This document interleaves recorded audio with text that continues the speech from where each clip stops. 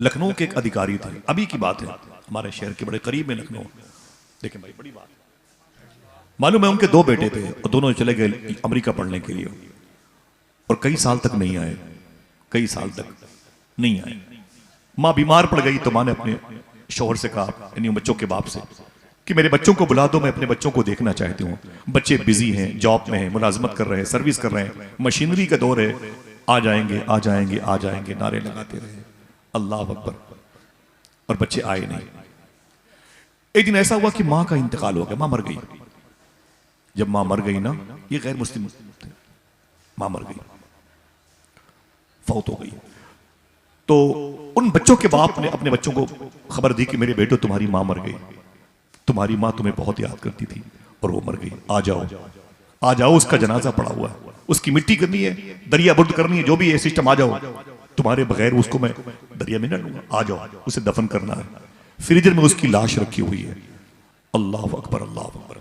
2 दिन के बाद दरवाजे पर बेल बची। बाप जैसे दरवाजे पर गया तो 2 में से एक बेटा अटैची लेके दरवाजे पर खड़ा था, एयरपोर्ट से सीधे अपने घर आया। तो बाप को देखा तो लिपट के रोने लगा। बाप भी अपने बेटे से लिपट गया, रोया, फिर पूछा बड़ा भाई कहाँ है? वो पीछे है, गाड़ी में है, अभी तक क्यों नहीं आया? तो बेटे ने क्या कहा, अब्बू बड़ा वाला भाई नहीं आया। कहा क्यों? कहा बड़े वाले भाई ने, जुमला सुनिए आप, बड़े भाई ने कहा था कि बेटे, मुझसे कहा था छोटे वाले भाई से, तुम माँ के मरने पे चले जाओ, जब बाप मरेगा तो हम चले जाएंगे। हमेशा जलसों में तफरी का मिजाज रखने वाले लोग क्या जाने हसासियत किसे कहते हैं। कर्ब और दर्द के हरूफ की तो से मसलक और मशरब से हम वाकिफ नहीं है, हम क्या जाने इसे। कहा कि जब बाप मरेगा तो हम चले जाएंगे। बाप तो खामोश। बाप ने कहा क्या? कहा बड़े भाई ने कहा कि माँ के मरने पे तुम चले जाओ, बाप के मरने पर हम चले जाएंगे। बाप ने कहा कोई बात नहीं बेटा। बाप अंदर चला गया, अपने कमरे की कुंडी को बंद किया, पिस्टल की आवाज आई और उसके बाद भाई भाई भाई भाई बैठ जाए, बैठ जाए, बैठ जाए, बैठा दे। पिस्टल के चलने की आवाज आई और उसके बाद दरवाजा तोड़ा गया तो देखा गया कि बाप ने सुसाइड कर लिया था, अपनी ही पिस्टल से अपनी जान वापस कर दी थी। बेड पर खून बिखरा हुआ था, उसकी लाश पड़ी हुई थी, एक नोट में जुमला लिखा हुआ था, सुने इस जुमले को। ये कौन सी तहजीब है यार, कौन सी सकाफत है, कौन सा कल्चर है। बाप ने लिखा था, ऐ मेरे बेटे तूने क्या कहा, मेरे मरने पर मेरा बड़ा बेटा आएगा, अब बड़े बेटे को आने की जरूरत नहीं, बेटा तुम अकेले आए हो तो दोनों को दफना के हमेशा के लिए चले जाओ। क्या करोगे बार बार जहमत उठा करके, समझ रहे हैं, दिल के पपोले जल उठे सीने के दाग से, इस घर को आग लग गई घर के चिराग से। ताज्जुब इस बात पर नहीं कि हुआ कैसे, ताज्जुब इस बात पर है कि अगर उसी आर्मी डिपार्टमेंट के अधिकारी के करीब कोई मुसलमानों का एक घर मौजूद है तो इस घर पे मां की तरबियत का असर क्यों नहीं देखने को मिला। ताज्जुब इस बात पर है, मुसलमानों का एक घर हो और आसपास गैर मुस्लिमों के घर हो तो उन्होंने अपनी इस्लामी तहजीब को अब तक उन पर लॉन्च क्यों नहीं किया, अब तक उनसे मोहब्बतों प्यार की बातें क्यों नहीं की, उनकी खिदमतें क्यों नहीं की। गरीब नवाज सरकार अजमेर शरीफ में जब कोई हिंदू लड़की जवान होती तो उसकी शादी की फिक्र उसके बाप से ज्यादा ख्वाजा साहब को रहा। समझे, हम हैं कि अगर वो जख्मी है हम कहते हैं वो हिंदू है कि मुसलमान है। दरवाजे पर भिखारी खड़ा हुआ है, कहता है अल्लाह के नाम पर कुछ दे दो। सूफी साहब कहते हैं उसने वहां खड़े होकर कहा था जहां रात के 2 बजे तक तेरे बेटे ने पबजी गेम खेला है, वहां खड़े होकर उसने अल्लाह का नाम लिया था। तूने कहा इतनी हाकी मारूंगा, दिमाग खराब हो जाएगा, शराब पिएगा, नशे की दुकानों पे जाएगा। हम ये अल्टीमेटम लेकर के उसका धर्म पूछ करके फिर कहीं रोटियां बिस्किट देते हैं, पैसे देते हैं। साहिबो ना ना ना ना ना, इसका मतलब हमारा दिल मुसलमान नहीं है। निकल गई। आप शहर में कमाने के लिए आए, मुजफ्फरपुर, सीतामढ़ी, किशनगंज से आए हो, उत्तर प्रदेश से आए हो, तुम्हें नहीं पता कि तुम्हारी माएं तुम्हारे कपड़े को अपने तकिए के नीचे रख के सोती है, तुम्हारी टूटी हुई चप्पलों को अपने दुपट्टे से साफ करती है, मेरे बच्चे की निशानी है। और तुम शहरों के निरंगियों में अपनी माँ को भूल गए तो हुजूर को क्या याद करोगे। अपने बूढ़े बाप को गालियां देंगे तो हुजूर को क्या याद करेंगे। मालूम है अभी लखनऊ में एक वाकया क्या पेश आया, कफील अमर भाई, सर में इजाजत दीजिए, कोई दिक्कत नहीं हो रही आपको? हाँ, अगर होगी तो भाई आप उसको जाहिर भी नहीं कर सकते हैं, इखलाकी तकाजा है आपका। और मैं माफी चाहता हूँ, मुझे पता नहीं क्यों अच्छा लग रहा है, और अपने दोस्तों की इस महफिल में 2 3 4 5 मिनट की बात है, मुझे इजाजत दे दें। और मैं तो बस यहाँ पर एक सामी की हैसियत से आया हूँ। दुआ करो इंशाल्लाह, बस मेरा मिशन है कि लोगों का दिल पाक हो, रिस्क हलाल की तरफ हम माहिल हों इंशाल्लाह। बोले ये जहन से निकाल दे कि रिश्वत और दलाली के पैसों से अपने बच्चों को नहीं पालूंगा तो परवरिश कैसे होगी। ये जहन से निकाल दे अगर हराम नहीं खाऊंगा तो मेरे बच्चे बड़े कैसे होंगे। अल्लाह अकबर। ना ना ना ना ना ना, वो कादिर मुतलक है, वो फाइल हकीकी है। उसने 1 साल तक लॉकडाउन के मौके पर 193 कंट्रीज के 800 करोड़ लोगों को बिठा करके लॉकडाउन के मौके पर खिलाया है। ये मत कहें कि मैं हराम नहीं खाऊंगा तो अपने बच्चों को, क्या मतलब। अभी लखनऊ का वाकया है, देखिए आप, ये सिस्टम है आर्मी डिपार्टमेंट। भैया आवाज कम हो सकती है भाई, बैठ जाइए आप लोग, आवाज कम हो सकती है भाईजान। भाई लखनऊ के एक अधिकारी थे, अभी की बात है, हमारे शहर के बड़े करीब में लखनऊ। देखें भाई बड़ी बात, मालूम है उनके 2 बेटे थे और दोनों चले गए अमेरिका पढ़ने के लिए और कई साल तक नहीं आए, कई साल तक नहीं आए। माँ बीमार पड़ गई तो माँ ने अपने शौहर से कहा, यानी बच्चों के बाप से, कि मेरे बच्चों को बुला दो, मैं अपने बच्चों को देखना चाहती हूँ। बच्चे बिजी हैं, जॉब में हैं, मुलाजमत कर रहे हैं, सर्विस कर रहे हैं, मशीनरी का दौर है, आ जाएंगे आ जाएंगे आ जाएंगे नारे लगाते रहे, अल्लाह अकबर, और बच्चे आए नहीं। एक दिन ऐसा हुआ कि माँ का इंतकाल हो गया, माँ मर गई। जब माँ मर गई ना, ये गैर मुस्लिम थे, माँ मर गई, फौत हो गई। तो उन बच्चों के बाप ने अपने बच्चों को खबर दी कि मेरे बेटो तुम्हारी माँ मर गई, तुम्हारी माँ तुम्हें बहुत याद करती थी और वो मर गई, आ जाओ आ जाओ, उसका जनाजा पड़ा हुआ है, उसकी मिट्टी करनी है, दरिया बुर्द करनी है, जो भी है सिस्टम, आ जाओ, तुम्हारे बगैर उसको मैं दरिया में न लूंगा, आ जाओ, उसे दफन करना है। फ्रीजर में उसकी लाश रखी हुई है। अल्लाह अकबर अल्लाह अकबर। 2 दिन के बाद दरवाजे पर बेल बची। बाप जैसे दरवाजे पर गया तो 2 में से एक बेटा अटैची लेके दरवाजे पर खड़ा था, एयरपोर्ट से सीधे अपने घर आया। तो बाप को देखा तो लिपट के रोने लगा। बाप भी अपने बेटे से लिपट गया, रोया, फिर पूछा बड़ा भाई कहाँ है? वो पीछे है, गाड़ी में है, अभी तक क्यों नहीं आया? तो बेटे ने क्या कहा, अब्बू बड़ा वाला भाई नहीं आया। कहा क्यों? कहा बड़े वाले भाई ने, जुमला सुनिए आप, बड़े भाई ने कहा था कि बेटे, मुझसे कहा था छोटे वाले भाई से, तुम माँ के मरने पे चले जाओ, जब बाप मरेगा तो हम चले जाएंगे। हमेशा जलसों में तफरी का मिजाज रखने वाले लोग क्या जाने हसासियत किसे कहते हैं। कर्ब और दर्द के हुरूफ की तो से मसलक और मशरब से हम वाकिफ नहीं है, हम क्या जाने इसे। कहा कि जब बाप मरेगा तो हम चले जाएंगे। बाप तो खामोश। बाप ने कहा क्या? कहा बड़े भाई ने कहा कि माँ के मरने पे तुम चले जाओ, बाप के मरने पर हम चले जाएंगे। बाप ने कहा कोई बात नहीं बेटा। बाप अंदर चला गया, अपने कमरे की कुंडी को बंद किया, पिस्टल की आवाज आई और उसके बाद भाई भाई भाई भाई बैठ जाए बैठ जाए बैठ जाए बैठा दे। पिस्टल के चलने की आवाज आई और उसके बाद दरवाजा तोड़ा गया तो देखा गया कि बाप ने सुसाइड कर लिया था, अपनी ही पिस्टल से अपनी जान वापस कर दी थी। बेड पर खून बिखरा हुआ था, उसकी लाश पड़ी हुई थी, एक नोट में जुमला लिखा हुआ था, सुने जुमले को। ये कौन सी तहजीब है यार, कौन सी सकाफत है, कौन सा कल्चर है। बाप ने लिखा था, ऐ मेरे बेटे तूने क्या कहा, मेरे मरने पर मेरा बड़ा बेटा आएगा, अब बड़े बेटे को आने की जरूरत नहीं, बेटा तुम अकेले आए हो तो दोनों को दफना के हमेशा के लिए चले जाओ। क्या करोगे बार बार जहमत उठा करके, समझ रहे हैं, दिल के पपोले जल उठे सीने के दाग से, इस घर को आग लग गई घर के चिराग से। ताज्जुब इस बात पर नहीं कि हुआ कैसे, ताज्जुब इस बात पर है कि अगर उसी आर्मी डिपार्ट के अधिकारी के करीब कोई मुसलमानों का एक घर मौजूद है तो इस घर पे मां की तरबियत का असर क्यों नहीं देखने को मिला। ताज्जुब इस बात पर है, मुसलमानों का एक घर हो और आसपास गैर मुस्लिमों के घर हो तो उन्होंने अपनी इस्लामी तहजीब को अब तक उन पर लॉन्च क्यों नहीं किया, अब तक उनसे मोहब्बतों प्यार की बातें क्यों नहीं की, उनकी खिदमतें क्यों नहीं की। गरीब नवाज सरकार अजमेर शरीफ में जब कोई हिंदू लड़की जवान होती तो उसकी शादी की फिक्र उसके बाप से ज्यादा ख्वाजा साहब को रहा। समझे, हम है कि अगर वो जख्मी है हम कहते हैं वो हिंदू है कि मुसलमान है। दरवाजे पर भिखारी खड़ा हुआ है, कहता है अल्लाह के नाम पर कुछ दे दो। सूफी साहब कहते हैं उसने वहां खड़े होकर कहा था जहां रात के 2 बजे तक तेरे बेटे ने पबजी गेम खेला है, वहां खड़े होकर उसने अल्लाह का नाम लिया था। तूने कहा इतनी हाकी मारूंगा, दिमाग खराब हो जाएगा। शराब पिएगा, नशे की दुकानों पे जाएगा, हम ये अल्टीमेटम लेकर के उसका धर्म पूछ करके फिर कहीं रोटियां बिस्किट देते हैं, पैसे देते हैं। साहिबो ना ना ना ना ना, इसका मतलब हमारा दिल मुसलमान नहीं है। वादा करो इंशाल्लाह खिदमतें करेंगे, वादा करो दिल को पाक करेंगे।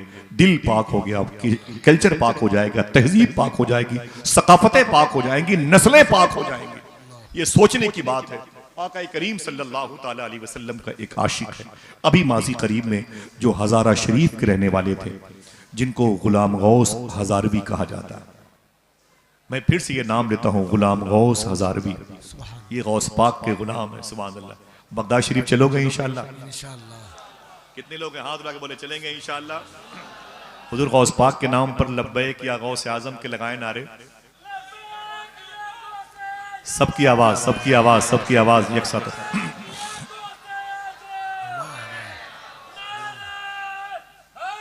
या अली, या अली, अली का नाम लबों के कमल में रहता है, ये बादशाह अकेले महल में रहता है। हजरात ना ना ना ना ना, मैं इधर नहीं आना चाहता भाई, मुझे मेरी छोटी दुनिया में जोड़ दे। मैं हंगामों की दुनिया से निकलना चाहता हूँ। मैं थोड़ा सा सुकून से बात करना चाहता हूँ, कहीं नजर ना हो जाए। थोड़ी सी बात है 1-2 मिनट की। चलेंगे इंशाल्लाह गौस पाक की बारगाह में? दिल से बोले, दिल से बोले चलेंगे इंशाल्लाह। अभी तकरीबन 20-22 दिन हुए मुझे बगदाद शरीफ से आए हुए, और आज तारीख है 6 तारीख है ना भाई, 6 तारीख है। 4 दिन और बाकी है इंशाल्लाह बगदाद शरीफ जाने में। 11 को मेरी फ्लाइट है इंशाल्लाह, चलेंगे बगदाद शरीफ।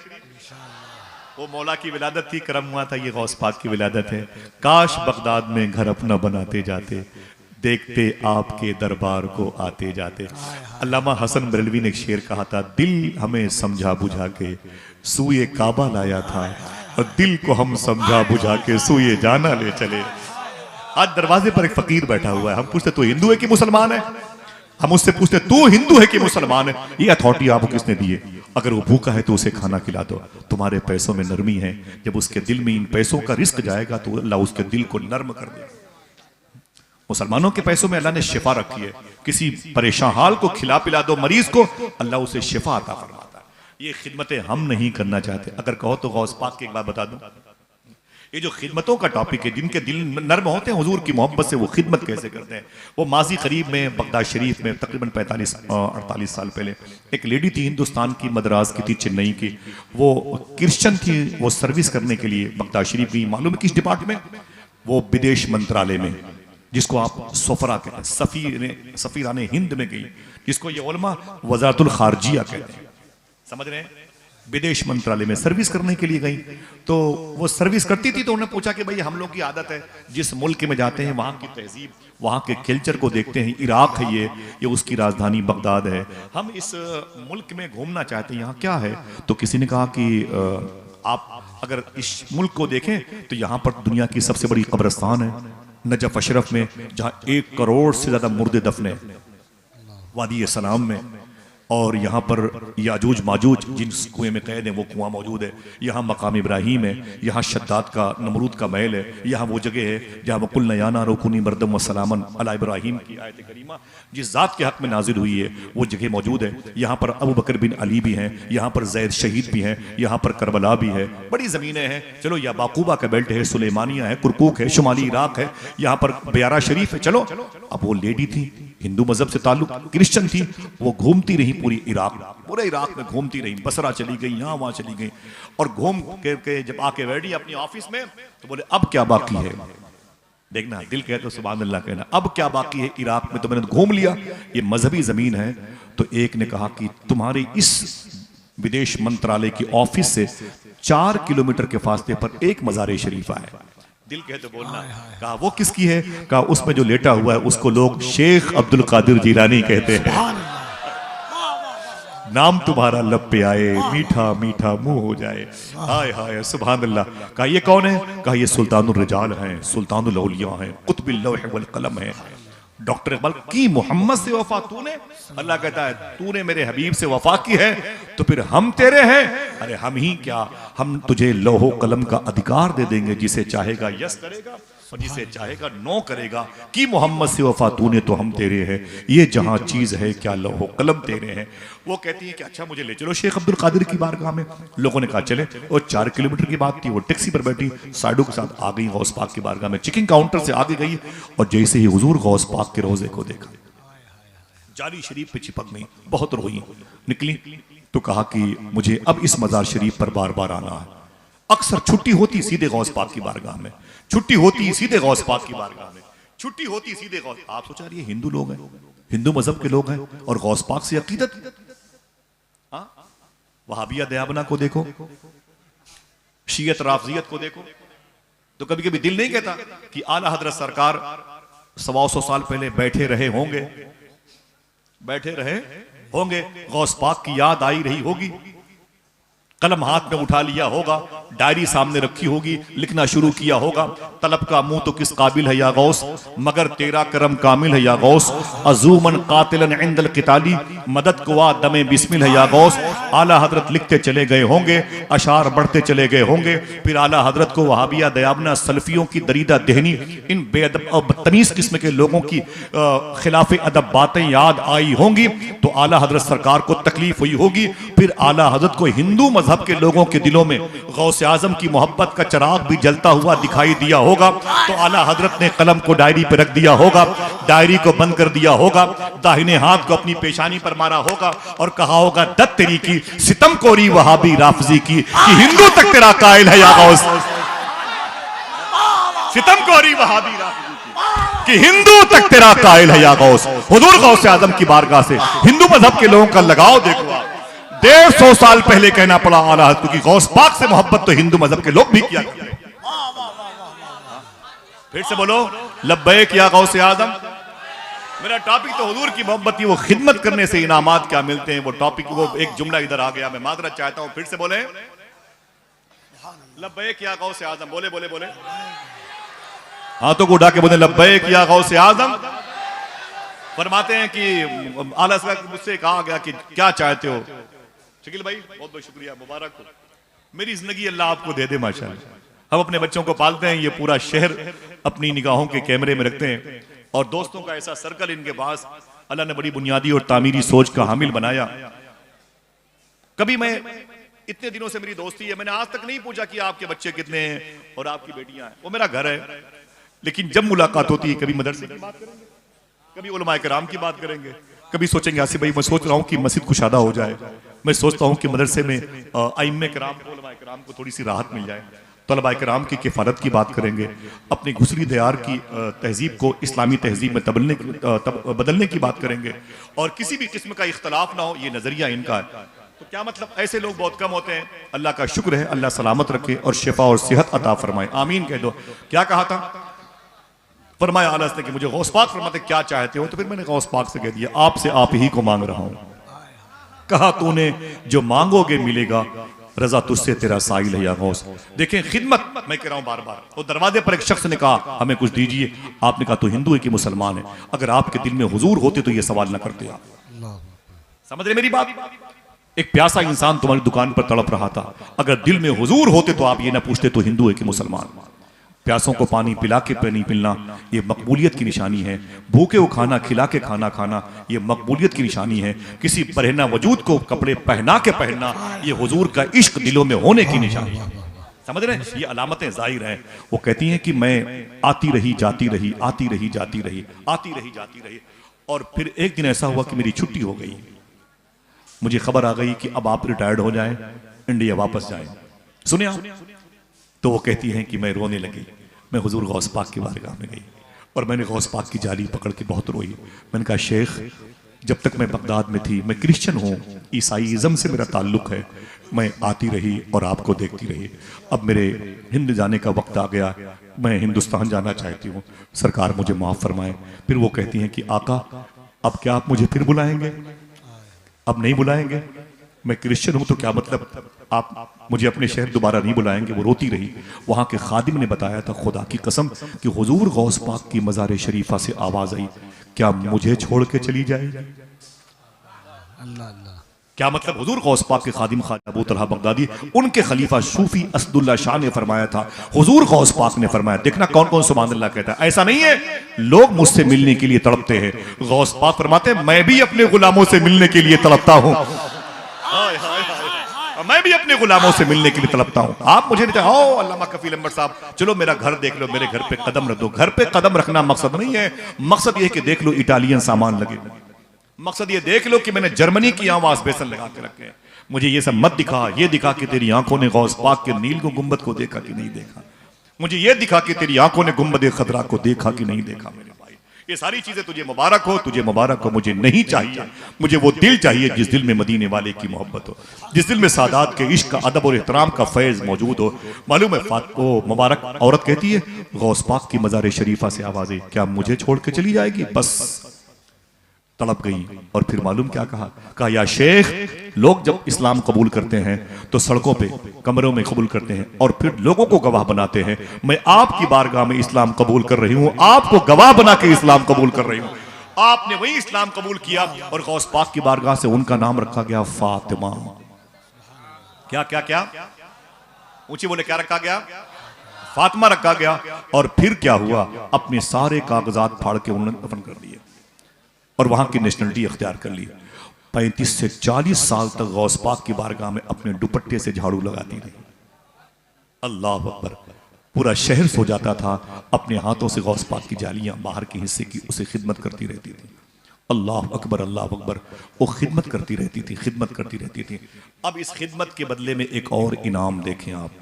उनसे किसी ने पूछा था, फातिमा खाला क्या आपने कभी गौस पाक को देखा?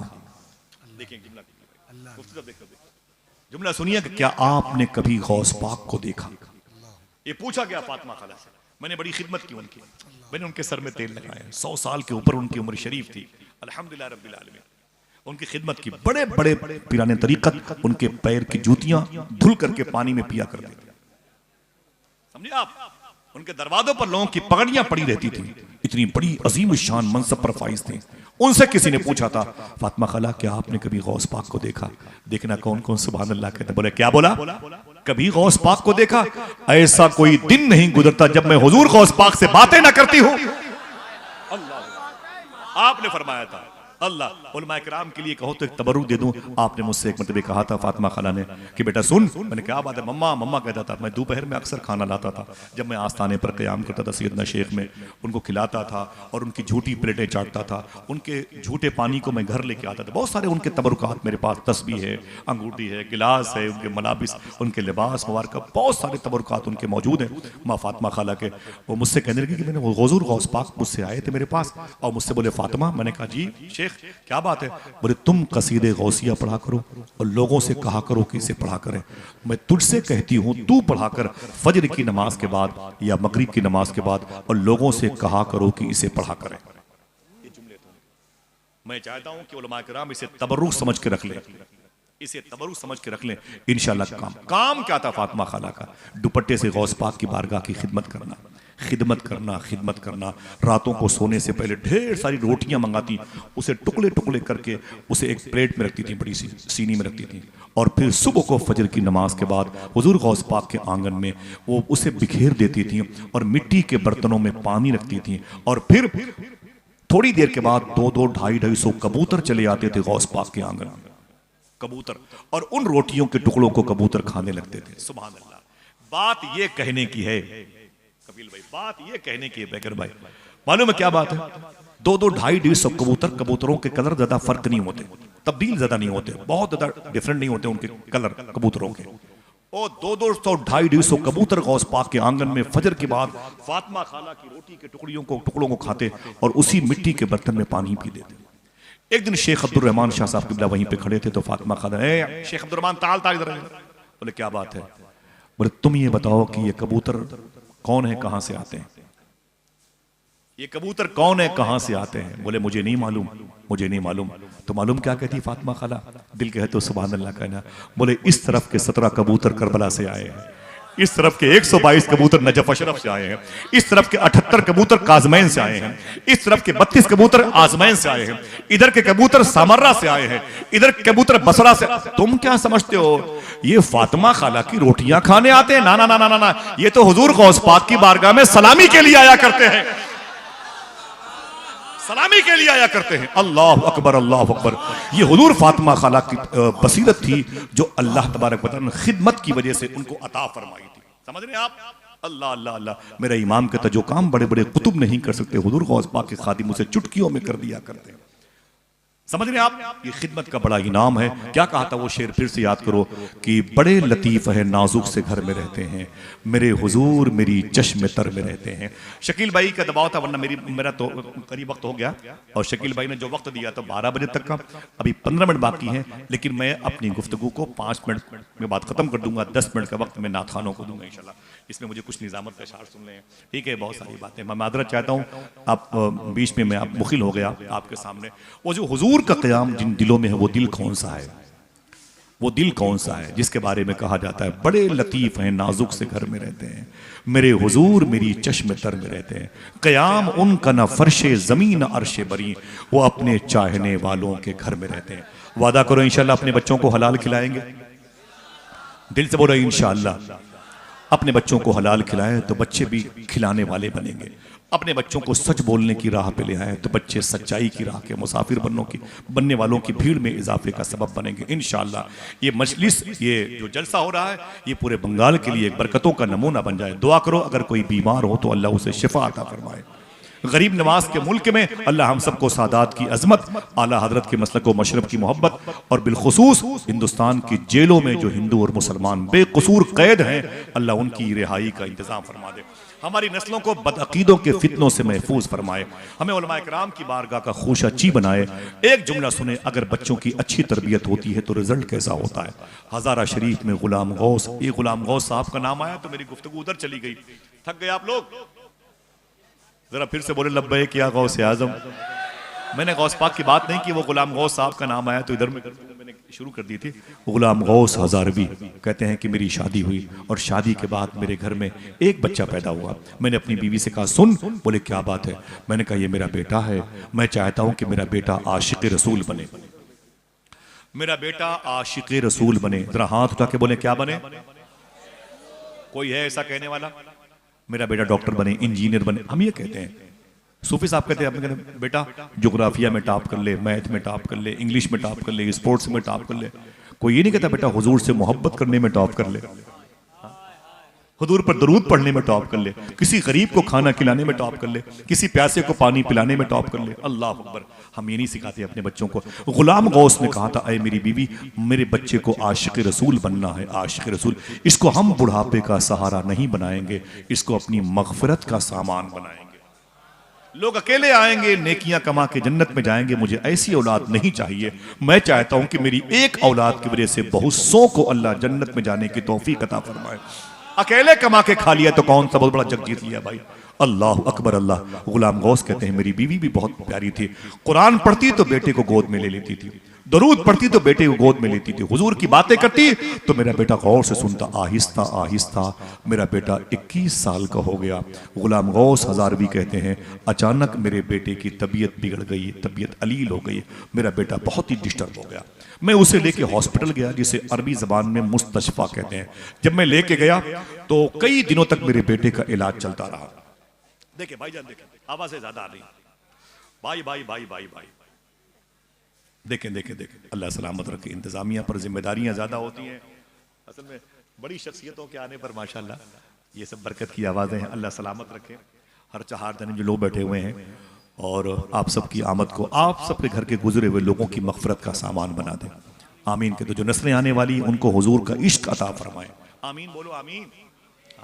बस सुने, गुलाम गौस हजारवी कहते हैं मेरे बेटे की तबीयत बिगड़ गई, बड़ा इलाज करवाया लेकिन उसे शिफा न मिली।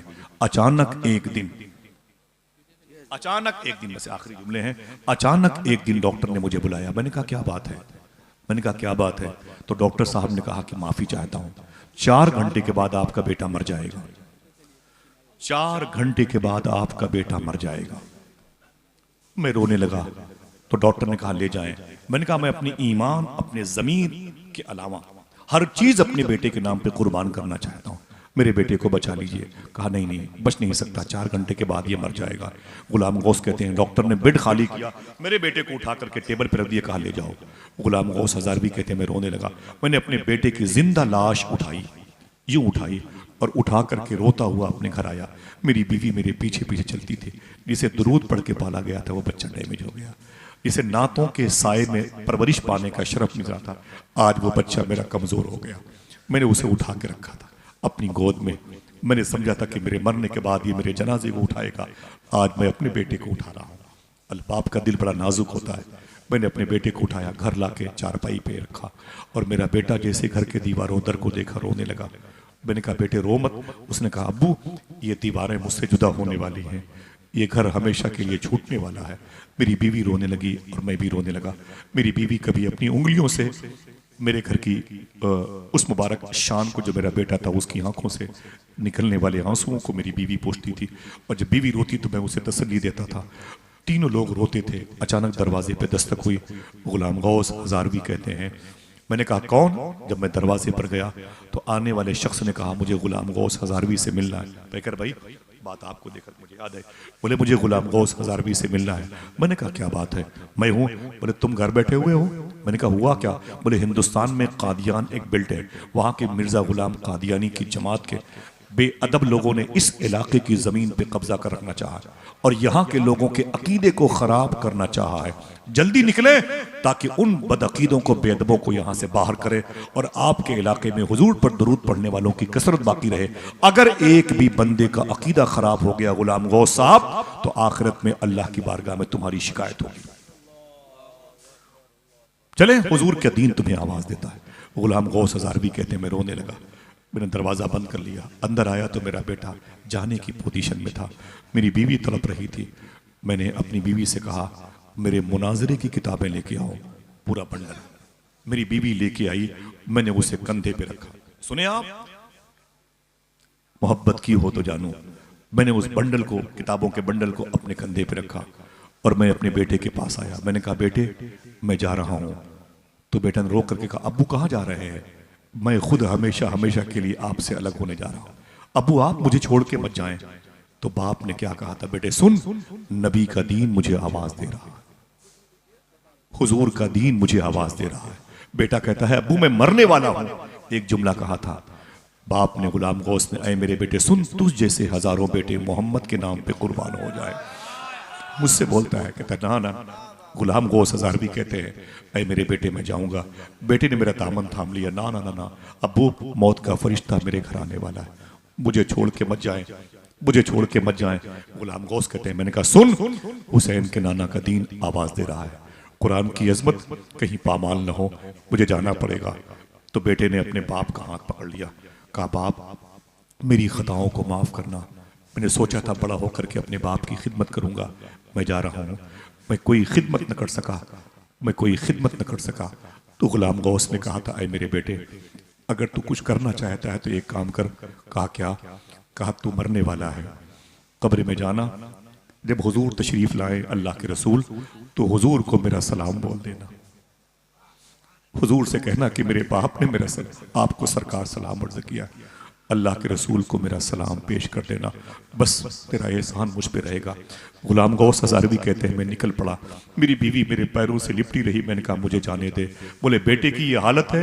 मैंने कहा हुजूर का दीन कमज़ोर ना हो जाए, हुसैन के नाना का दीन, हुसैन के वादी तफ में लेटे हुए 72 नफूस कुसिया की कुर्बानियाँ ज़ाय ना हो जाए। मैं जा रहा हूँ। गुलाम गौस कहते हैं मैंने किताबें कंधे पे रखी, करीब में बस स्टॉप था, दौड़ के आया, एक बस पे बैठ गया, शीशा मैंने बंद कर लिया। अचानक थोड़ी देर के बाद दस्तक हुई। मैंने कहा कौन? तो आवाज आई गुलाम गौस बस से उतर जाए। मैंने कहा क्यों? बोले तुम्हारा बेटा मर गया, तुम्हारा बेटा मर गया, उसकी नमाज जनाजा तो पढ़ दो, उसको दफन करके जाओ। तो गुलाम गौस ने कहा मेरा बेटा मर गया है, लेकिन मैं नबी का दीन नहीं मरने दूंगा, हुजूर का दीन नहीं मरने दूंगा। साहिबो आप क्यों और हम क्यों इन चीज़ों को समझेंगे? मोहब्बत की हो तो जानू। कभी हुजूर का इश्क हमें तन्हाइयों में आंखों से आंसू लाने पर बेकरार किया हो तो हम जाने कि हुजूर का इश्क किसे कहते हैं। क्या कहा था मेरे इमाम ने? कबाब आहू में भी न पाया, मज़ा जो दिल के कबाब में है। जिनकी तन्हाइयाँ दूसरों की बहन बेटियों की नंगी तस्वीरें देखने में गुजरती हों, उन्हें खबर न लगे कि हुजूर का इश्क किसे कहते हैं। इस दिल में बस चुकी है तमन्ना गुनाह की, ये दिल नबी की याद के काबिल नहीं रहा। जिसने दुआएं मांगी थीं और जिसने आमीन कहा था, अगर उनका दिल मुसलमान रहा तो उनके ख्वाबों में हुजूर आए थे। जिन्होंने ये कहा था, सुना है आप हर आशिक के घर तशरीफ़ लाते हैं, मेरे भी घर में हो जाए चराग़ या रसूल अल्लाह। सरकार गुलाम गौस कहते हैं, मैंने कहा सुन। बोले क्या बात है? मैंने कहा जा मेरे बेटे की नमाज पढ़ के अकेले दफन कर देना। बोला अकेले दफन कर देंगे, आप उतरे? मैंने कहा मैं नहीं उतरने वाला बस से। मैंने कहा ड्राइवर से चलो। बस चली गई, अपने बेटे की जनाजे में शिरकत नहीं की गुलाम गौस ने। अल्लाह अकबर। और चले गए, मुनाजरा लड़ते रहे, बहस मुबाहिसा करते रहे। 3 दिन तक उस जमीन को बदअकीदगी की पाक रखा और बदअकीदे भाग गए, बेअदब वहां से गायब हो गए और उस जमीन को दरूद सलाम वाली जमीन बनाया। और जब जमीन पाको साफ हो गई, किताबों का बंडल अपने कंधे पे रखा, आज अपने घर की तरफ आ रहे हैं। जैसे घर के करीब पहुंचे, पांव बोझल हो गया, अंदर जाने की ताकत नहीं है। दरवाजे पे दस्तक दिए, दे करके जैसे अंदर दाखिल हुए, क्या देखा कि वो चारपाई खाली है जिस पर मेरा बेटा लेटा हुआ था, अलविदाई सलाम कर रहा था। आगे जाके देखा तो जमीन पर एक बोरिए पर उसकी बीवी बैठी हुई है, उसकी आंखें सुर्ख है, दुपट्टे आंसुओं से भीगे हुए हैं। मुझे देखा तो चीख मारी और मुझसे लिपट गई। मैंने कहा ना ना ना, क्या हुआ? तो मेरी बीवी ने कहा, है मेरे शौहर गुलाम गौस, मेरा जवान बेटा इंतकाल कर गया। कोई इस दर्द को एक बाप से बेहतर न समझेगा। जवां बेटा गुजर जाए तो कांधा टूट जाता है। मेरा बेटा मर गया, मेरे शौहर, मेरा घर उजड़ गया, मेरी खुशियां चली गईं। गुलाम गौस कहते हैं कि मैंने अपनी बीवी को तसल्ली दी, उस बिस्तर की सिरवटों को चूमता रहा। बिस्तर के तकिए पर मेरे बेटे के सर के निशान थे, मैं उसे बोसा देता रहा। मैंने कहा मेरा बेटा गया कैसे, आखिरी सफ़र कैसे किया, उसकी आखिरी आवाज़ क्या थी? तो बीवी ने कहा उसने तो कलमा शरीफ पढ़ करके आखिरी सफ़र किया। बोले और? बोले लेकिन मरने से पहले उसने मेरे दुपट्टे को पकड़ के कहा था, अम्मी अब्बू कब आएंगे? मैंने कहा अब्बू तो हुजूर के दीन के तहफ़्फ़ुज़ के लिए गए हुए हैं। तो मेरे बेटे ने कहा था अब्बू, अम्मी ने कहा था अगर कब्र में हुजूर आए तो हुजूर को मेरा सलाम बोल देना। अम्मी मुझसे अब्बू ने कहा था कब्र में सरकार आए तो सरकार को मेरा सलाम बोल देना। अम्मी मैं आपसे कहती हूँ अगर अब्बू मेरे इंतकाल के बाद आए तो अब्बू को मेरा सलाम बोल देना। कहना कि आपके बेटे ने आखिरी सलाम अर्ज किया है। इतना कहा, इतना सुना तो रोए, अपना सामान रखा किताबों का और कब्रिस्तान चले गए। ताज़ा कब्र देखी, लिपट के बहुत रोए। बोले बेटे माफ़ी मांगने नहीं आया हूँ, मैंने कोई जुर्म नहीं किया, मैं तो हुजूर के दीन के तहफ़्फ़ुज़ व बका के लिए गया था। लेकिन है मेरे बेटे, मैं तेरे आखिरी सफ़र में न था, तेरी कब्र पे आया हूँ। कब्र की मिट्टी को आंखों से लगाया और अपने हाथों को उठा के बाप ने दुआ की थी। कहा था अय मेरे मौला, मैं अपने आका के दीन के तहफ़्फ़ुज़ के लिए गया था, अपने बेटे के आखिरी सफ़र में नहीं था। और तेरे हबीब के इश्क जो मेरे दिल में मौजूद है उसके सदक़े में दुआ करता हूँ, अय अल्लाह मेरे बेटे की कब्र को जन्नत के बागों में से एक बाग बना देना, मेरे बेटे की कब्र को जन्नत के बागों में से एक बाग बना देना। इतनी दुआ मांगी और दुआ करके गुलाम गौस हज़ार भी घर आए, इशा की नमाज पढ़ी और खाना खाया, रोटी के टुकड़े खाए और उसके बाद सो गए। जुमले आखिरी हैं, कहा जैसे मैं सोया मेरे ख्वाब में मेरा बेटा तशरीफ लाया। एक आदमी बोले आ सकता है कि नहीं, ख्वाब में बेटा बाप की ख्वाब में आ सकता है कि नहीं? बोलो भाई आ सकता है कि नहीं? बिल्कुल आ सकता है, ये टॉपिक नहीं है, बात खत्म है, वक्त भी नहीं है। बेटा अपने बाप के ख्वाब में आया। अब जाहिर सी बात है कि जन्म के बिछड़े गले मिले, बहुत रोए। गुलाम गौस कहते हैं बेटा तेरे चेहरे पर नूरानियत कैसे है, तेरे चेहरे पर इतनी चमक तो नहीं थी, तेरे चेहरे पर इतनी बशाशियत तो नहीं थी, तेरा चेहरा इतना तरोताज़ा तो नहीं था, तेरे चेहरे पर इतना चमकदार जो पॉलिश स्टिकर है वो तो नहीं था। बेटे ने कहा अब्बू जो मेरे चेहरे पर चमक है ये आमीना के लाल के चेहरे की चमक की वजह से, जो मेरे आने से तेरे घर में खुशबू है हुजूर के जिस्म की खुशबू की वजह से है, जो मेरी बातों में मकनातीसियत है, जाज़बियत है, मिठास है, ये हुजूर की गुफ्तगू का कमाल है। बोले क्या हुआ? तो बेटे ने कहा अब्बू मुझे कब्र में रखा गया, मैं डर गया, फरिश्तों ने मेरी रूह वापस की और जैसे मुझसे सवाल किया गया माँ मर रब्बुका मा दीनुका, मैं कांप रहा था। अचानक हुजूर तशरीफ लाए। फरिश्तों ने कहा माँ कुंत तक़ूलु फ़ी हक़्क़ि हाज़ा रजुल, मैंने हुजूर को देखा। बोले फिर? हुजूर को देखा तो मुस्कुरा गया, हुजूर को देखा तो मैं तड़प गया, हुजूर को देखा तो बेकरार हो गया। बोले क्या हुआ? तो बेटे ने बाप का दामन पकड़ के कहा अब्बू मैं तुम्हें क्या बताऊं हुजूर कितने खूबसूरत है। आए हाय, मैं क्या बताऊं कि हुजूर की आंखें कितनी खूबसूरत हैं, हुजूर के लब कितने खूबसूरत हैं, हुजूर के रुखसार कितने खूबसूरत हैं, हुजूर का ज़कन कितना खूबसूरत है, हुजूर का गोश मुबारका कितना खूबसूरत है, हुजूर की पेशानी मुबारका कितनी खूबसूरत है। दिल तो यही कह रहा था, बस यही कहता रहूं, दिल जिससे जिंदा है वो तमन्ना तुम ही तो हो, हम जिसमें बस रहे हैं वो दुनिया तुम ही तो हो, जो दस्तगीर है वो तुम्हारा ही हाथ है, जो डूबने न दे वो वसीला तुम ही तो हो। मैं हुजूर को देखता रहा। फरिश्तों ने कहा कि मां कुंत तक़ूलु फी हक़्क़ि हाज़ा रजुल। मैंने सलाम पढ़ना शुरू कर दिया। ऐ शहंशाह मदीना, अस्सलातु वस्सलाम ज़ीनते अर्शे मुअल्ला, अस्सलातु वस्सलाम काबे के बदरुद्दुजा, तुम पे करोड़ों दरूद। बोलते मैं दरूद पढ़ता रहा। बोले फिर बेटे ने कहा अब्बू मुझे आपकी याद आई। बाप ने कहा हुजूर की मौजूदगी में मुझे क्यों याद किया? तो बेटे ने कहा अब्बू आपने कहा था हुजूर को मेरा सलाम बोल देना। बोले फिर? बोले जैसे मैंने कहा सरकार मेरे बाप ने आपको सलाम बोला है। गुलाम गौस कहे। बोले हुजूर नाराज तो नहीं हुए? बोले हुजूर नाराज नहीं हुए, हुजूर ने मुस्कुरा के आपके सलाम का जवाब दिया है। और हुजूर मेरी कब्र शरीफ से वापस गए, खुशबू बाकी है, चमक बाकी है, रमक बाकी है और बरकतें अनवार तजल्लियात बाकी है।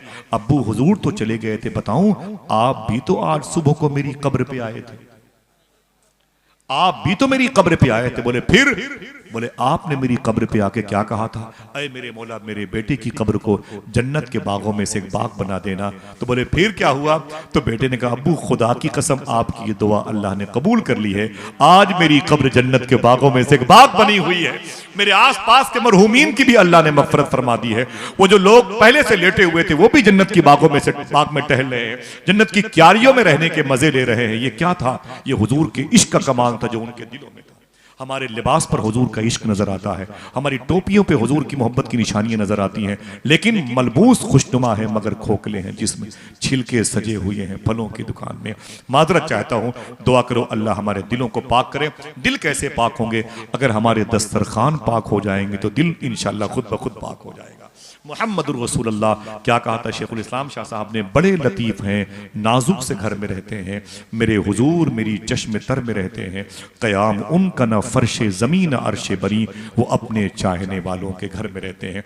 कभी ज़िंदगी में कोई बात शरा के ख़िलाफ़ निकली हो तो मैं मुफ्ती साहब क़िबला उलमाए किराम को, शोराए किराम को, नुक़बाए इज़ाम को, आप सबको, सादात किराम को गवाह बना के तौबा करता हूँ। अस्तग़फ़िरुल्लाह रब्बी मिन कुल्लि ज़ंबि व अतूबु इलैहि, ला इलाहा इल्लल्लाहु मुहम्मदुर रसूलुल्लाह सल्लल्लाहु अलैहि वसल्लम। शकील शादाब भाई, उनके तमाम तर मुतवस्सिरीन को, उनके तमाम तर अक़रबा को, उनकी टीम के तमाम तर अफराद को मैं बहुत सारी मुबारकबादियाँ पेश करता हूँ जो आज अपनों के लिए, अपने मसलक के लिए, अपने मशरब के लिए, दीनो सुन्नियत के तहफ़्फ़ुज़ व बक़ा के लिए सरकार मुजाहिद मिल्लत के कदम की बहारें हैं। हुज़ूर मुफ्ती आज़म और हुज़ूर मुहद्दिस आज़म का फैज़ है जो आज ये ज़मीन एक मुबारक शख्स की वजह से गुलजार है। दुआ करो मखदूम गिरामी और बुजुर्गों की अज़मतों की अजीम अमानत मुफ्ती सलमान अज़हरी शाह साहब क़िबला के आने से अल्लाह हमारे दिलों को पाकी अता फरमाए। इजाज़त दें, फिर किसी मौके पर मुलाकात होगी। अस्सलामु अलैकुम व रहमतुल्लाहि।